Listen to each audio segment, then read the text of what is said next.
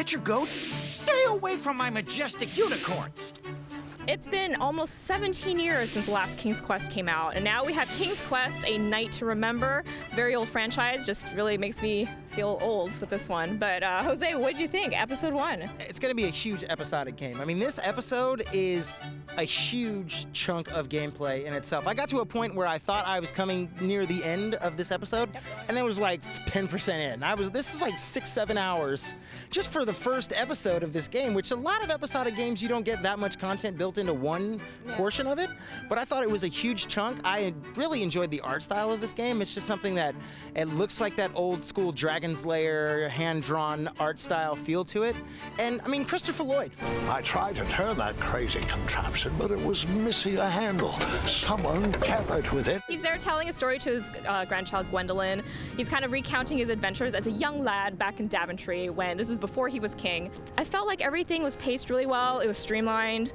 The puzzles mostly made sense. I did get stuck on this one point where I realized you could actually just pull the string and get the piece of meat. Pull the string. If you see it, just pull it. Pull the string. You always pull the string. There are different ways to solve the puzzles. I mean, granted, there's kind of like a linear path, and if you get stuck on one, you're actually just stuck. But I do like the fact that you can use different items that you pick up throughout the game to solve the same puzzle. Yeah. And that kind of, it changes things up and it makes you kind of want to play it again because there's different dialogue options. There are these hidden trophies that you can find. No, I also found a hidden trophy. If you jump after a frog 9 or 10 times, trophy. Trophy? Yeah, you actually should try to screw up, try to go the wrong way, try to get yourself killed because sometimes that will lead to some funny dialogue sequences. Yeah, and that's how I found the trophy. It was like, oh, I went after the frog 2 times. Or it was 3 times.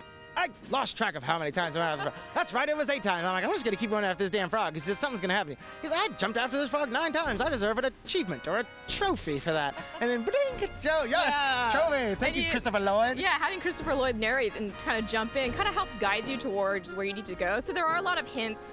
2 odd contraptions guarded the lost treasure. I would have to turn one and see what happened.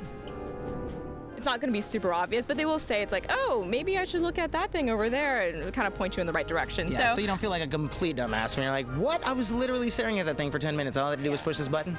I feel like the story is very important to a game like King's Quest, and the voice acting alone, I mean, not just Christopher Lloyd, there's some like top caliber voice talent within this game itself. I mean, they got the guy from Princess Bride playing a little gnome, and he's like, there's a little drinking game at the end that's very Princess Bride-esque.